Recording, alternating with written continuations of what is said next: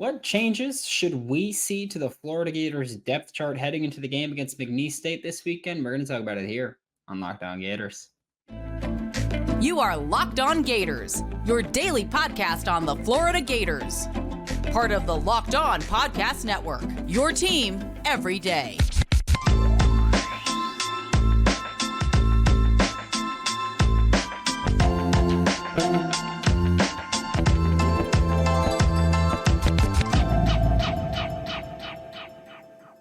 Hello and welcome back to another episode of Locked On Gators, part of the Locked On Podcast Network, your team every day. Thanks for making Locked On Gators your first listen of the day. We are available daily and free wherever you listen to the podcast. Happy Wednesday. I'm Brandon Olsen. Find me on Twitter at WNS_Brandon. Find my written work with Whole Nine Sports, Giants Country, NFL 33. Today, we are going to be joined again by Hayden Hansen, Florida Gators redshirt freshman tight end, that if you were here last year, every Wednesday he would be here during the season. Same thing this year. He's going to be here every Wednesday for the remainder of the season. But before we get joined by Hayden, as always, every Wednesday, I'm going to try to make some, we'll say, suggestions to the Florida Gators depth chart from the previous week leading into the new week. I'm starting off with linebacker. And this one's not really a big shifting anything around. But I'm starting with linebacker because I need whoever is in charge of publishing the depth chart to remove the "or" after Scooby Williams. Okay? It needs to be just Scooby Williams at starting linebacker with Shamar James. And I know that last year I gave Scooby quite a bit of junk there after the South Florida game. I thought that was a bad performance. It is very clear that he spent a lot of this offseason working, and the South Florida game specifically, my biggest knock on him was the lack of clear communication from him, because that's what you're supposed to be doing as the mic there. That was not an issue against Utah. There were a lot of problems in the Florida Gators just organization against the Utah Utes. Scooby Williams was not one of them. Okay, strong run defense, just filling his gap, getting to the run fit. Strong run defense. When he got to rush the passer, excel. I think he might have had the most pressures on the team, actually. He had, if I'm not mistaken, it was 4 pressures on 7 pass rush attempts. He was timing those things up beautifully. Didn't give up ground in coverage. And the biggest compliment there, he was so vocal as a just communicator on the defensive side. You kept seeing him turn around, and I know that I mentioned this, I think, yesterday or 2 days ago, but you kept seeing him turn around, rubbing his belly, and I don't know what the call is. I have no idea what that means. But guess what? He was doing it. It's he was turning around. He's making communication. He was making the calls. He was making changes. Everything he was doing was just going very well. And so I was impressed with what Scooby Williams did. Thought he was the second best linebacker on the field for the Florida Gators behind only Shamar James. And I'd like to see that duo on the field a lot more for the remainder of the 2023 season. We'll go to offense for the rest of this. Tight end, I'm expecting to see a little bit of shifting here. We saw the depth chart last week had Arlis Boardingham listed as the 3rd tight end in one of the spots, which to me indicates, hey, he's the 5th or 6th on the depth chart. He tweeted out, I believe it was Friday, that he's healthy. Was he not healthy before that? Because he wasn't listed on the depth chart as injured. He was on the depth chart as 3rd tight end at that spot, was not there on the injury report at the bottom, did not play against Utah. So I don't know if that was just coach's decision or if he really couldn't go, which we saw at the last second. We saw Kingsley Iguacan get officially ruled out, a couple hours before the game, maybe an hour or 2 before the game. And so we saw that happen. So it's possible that happened there too. I would expect this week to see Jonathan Odom as one of the starting tight ends. And then I'd be curious to see what we see at the other one. Because also last week, Tony Livingston was listed over Jonathan Odom. This week, I would expect to see Jonathan Odom listed over Tony Livingston, especially because Tony Livingston played, I think it was 4 offensive snaps last year, did not play after his catch and slip on 3rd and 19, and did not play after that. Then you look at the other tight end spot. Dante Sanders started there, but then for the most, if not entirety of the second half, it was Hayden Hansen and Jonathan Odom were the 2 tight ends out there playing the most. Does that indicate that they're going to be the starting duo moving forward? And I'm not even making a suggestion here.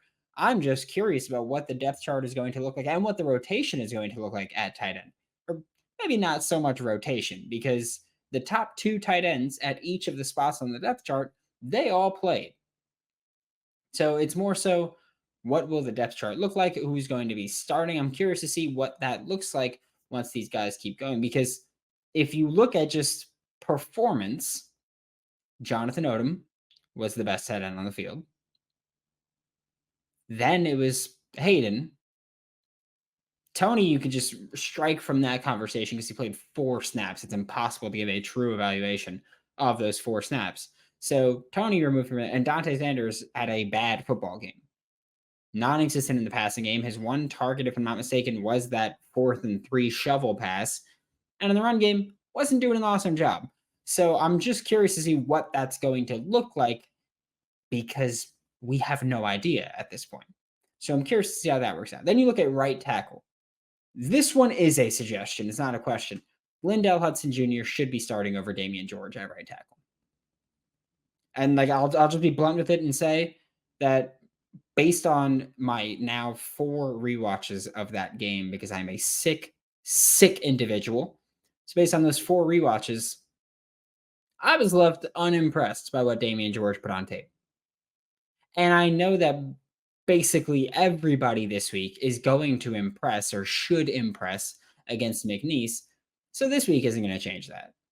Next week, you got Tennessee. Things could change there. But I would like to see Lindell Hudson Jr. get the start over Damian George, assuming he is full go, which I will make that assumption that he is fully cleared to go. So Damian George should not be starting over Lindell Hudson Jr. And if he should be starting it over Lindell Hudson Jr., then man, do we have a right tackle problem in Gainesville. Because what Damian George put on film was not good. I'm not going to sit here and be like, oh, too many penalties, because I know he got called for, I believe, 3 false starts. I think 1 was his fault. Okay, so I'm not going to sit here and go, oh, yeah, he's 2 penalized. 1 was his fault. So for me, I just think Lindell Hudson Jr., I'm not even going to be like, oh, Lindell Hudson Jr. is so good. Damian George looked bad against Utah. Okay? He looked bad against Utah, and looking bad, not what I want to see on the football field for the Florida Gators. So those are my suggestions and question at tight end there. Because again, I'm not going to sit here and pretend I'd be completely unbiased. I do want to see Hayden start, but I just want to see what's going to happen there, because Hayden played most of the second half as the starting tight end there. Dante Sanders played poorly. Jonathan Odom was the best tight end out there. Tony Livingston didn't play after slipping. Who knows what's going to happen this week? Arlis Boardingham didn't play. Who knows what's going to happen, but I'm very interested and very curious to see. We are about to be joined by Hayden Hansen. Before we talk to Hayden, for a championship team, it's all about making sure that every player is a perfect fit. And it's the same when it comes to your vehicle. Every part needs to fit just right. So the next time you need parts and accessories, head to eBay Motors. With eBay Guaranteed Fit, you can be sure every part you need fits right the first time around. Just add your ride to My Garage, look for the green check to know the part will fit, or your money back. Because just like in sports, confidence is the name of the game when you shop on eBay Motors. And with over 122 million parts to choose from, you'll be back in the game in no time. And after all, it's easy to bring home a win when the right parts are guaranteed. Get the right parts, the right fit, and the right prices on ebaymotors.com. Gator Nation, let's ride. eBay Guaranteed Fit is only available to U.S. customers. Eligible items only. Exclusions do apply. Joining me now for Locked On Gators, once again, he's back. It's Hayden Hansen, Florida Gators redshirt freshman tight end. And I'm just going to jump right into it, because you were here last year, redshirted last year. This year, Utah game didn't go off to how any of us wanted it to go, but it was your first live game experience. So just what was that like to finally play for the Florida Gators? Oh man, it was awesome, bro. I mean, last year was a long season. I mean, no one wants to redshirt, but something you got to do. You just got to develop every day. But I mean, once I hit that field, man, I mean, I thought I would be nervous. I was more nervous about just waiting for them to call me in, honestly. Once I hit that field, I mean, I just did what I did all training camp, all my training. That was the easy part, going out there and showing everyone what I could do. So I mean, that was awesome. And getting my first catch, I mean, that was surreal. So. Yeah, what was cooler for you? Blocking Lander Barton into the ground on your first snap in your college career, or getting your first career catch? I mean, that's a good question, man. I'm gonna have to go with the catch, just because I mean, like big Ys, we don't really get. We have more of a chance to block someone to the ground and get a pass thrown, So I think I'll go with the pass. And I have to ask, because I don't know about you or anybody watching this. Personally, I was a nervous wreck the entire day before that game. Like, we got to the last 2 hours, and my girlfriend was like, "Are you okay?" Like, my hands were shaking. I was pumped for it. So what was that like for you, just leading into the game, where I think we both kind of knew hey, this is going to be the time where you finally got onto the field, most likely. Yeah. So I mean, I did. I mean, I'd say it would hit me the night before. I was in the hotel with Andrew Savai and another tight end, and after we ate our team dinner, I was like, "Man, do you feel sick? Was it the food?" I was like, "Maybe it's just me, man." I was getting lightheaded. And then once we got the next day, going to the team walkthrough and stuff, before we departed from the stadium, I was kind of antsy. But once we hit that walk to the stadium, I was like, this is what you live for right here. Doing warm up, seeing them across the field, it's just like you're back in high school. It's just man versus man. At the end of the day, you just got to beat the guy in front of you. And I mean, once we put the pads on, it kind of started to slowly fade. But you get that butterflies before you get on the field. So I'm glad that you mentioned Andrew Savai and I, because obviously you wouldn't know this, but we have a movement here on Locked On Gators to get him to play fullback. That is, I know someone on the staff watches this at some point. Andrew Savai and I, fullback. The dude's a tank, man. He's 99th percentile height, 98th percentile weight for NFL fullbacks. I just need him back there. That's all I'm saying. We left 12 personnel. Let's get 22 in there. I was asking about that. But when you went to Salt Lake City, obviously one of the big, not even storyline, a big talking point before the game was the elevation. Was it really that drastic of a difference to go from Gainesville to Salt Lake City? I mean, speaking from my personal experience, the only time I noticed the effect was, I think it was the fourth quarter, probably my longest drive of the game. I was in for about 10 plays straight.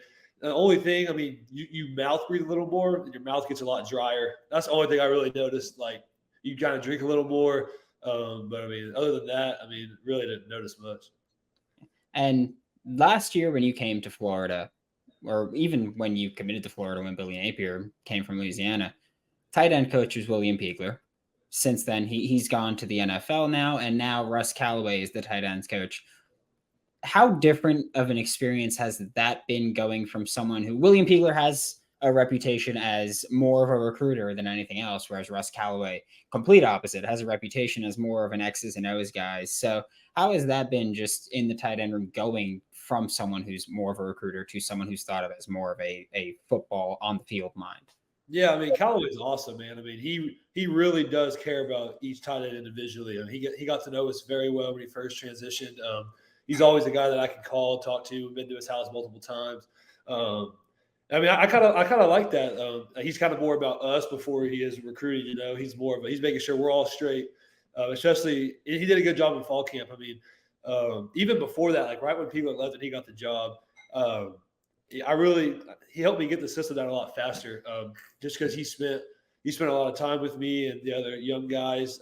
We have a coach named Coach Post, who's kind of the co-tight end coach, and they really worked on us a lot this offseason, and I think it's showing. So yeah. That's Justin Postuma. Yeah. Okay, yeah. I was gonna say, I'm so sorry that I know I screwed that up, but I'm just going based off reading it.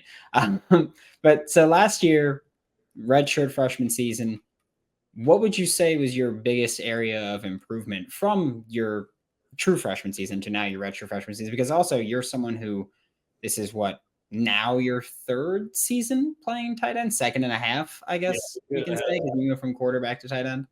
Yeah. So, I mean, the biggest thing I needed to do was get the system down and like fast, like communicate with the O-line. I mean, I have a huge frame. So like, I mean, of course the run game is so I can cover people up, but I mean, that's useless if I don't know who to go to or the combos, So that was a huge thing for me. Napier, everyone emphasized that.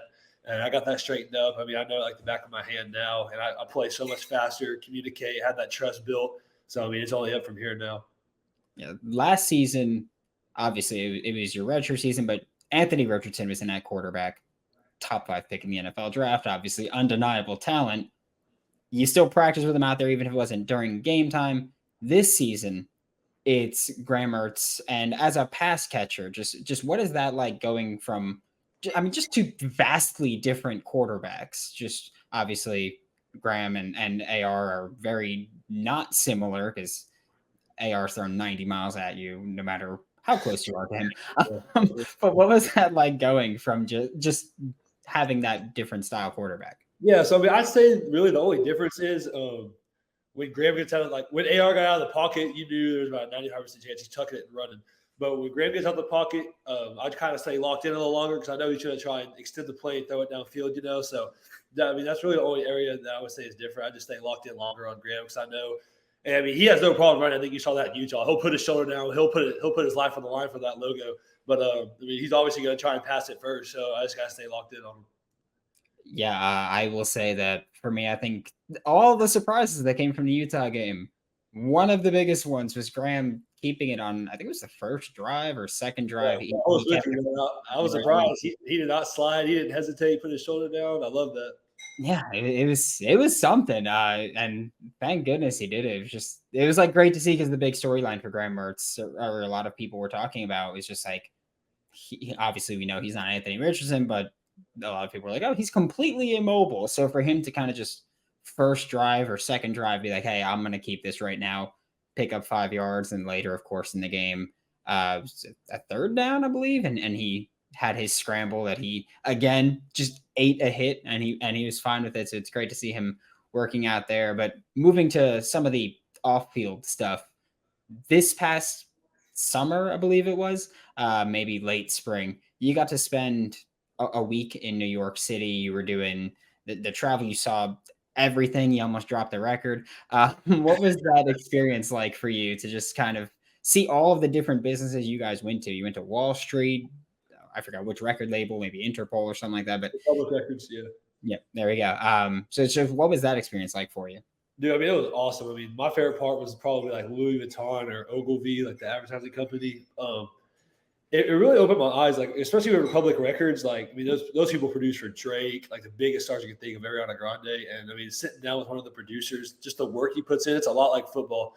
I mean, that guy said he puts in 14-hour days, almost 7 days a week. Because I mean, it's so competitive. Like, you want to mix your beats and have it, like, because Drake can easily go find someone else, So you got to make sure you're producing the best. And they were kind of showing us like the new audio, like how they were hitting up 50 Cent about trying to take his old songs and like move it to like where the beats kind of like move around you. Like, with the new headphones, they try to make it 3D and this cool stuff. I mean, he accepted it. Dr. Dre did not. He didn't want any part of it. But so I mean, that was cool. And then like Louis Vuitton and stuff, just seeing the work that goes behind the luxury brand and who they like, the system of how they pick to represent their brand. They're very picky. They made that clear. And other than that, like the stock market was cool where they opening bell and everyone just goes crazy. It's a madhouse. But I mean, there's just so much money to be made. It was really cool to like kind of open my eyes about everyone's football career ends. You just never know when, and you got to know what to do after that. So Gatorade does a great job with that. Yeah, so you got to do that with Gatorade. I know that now you're with Florida Victorious.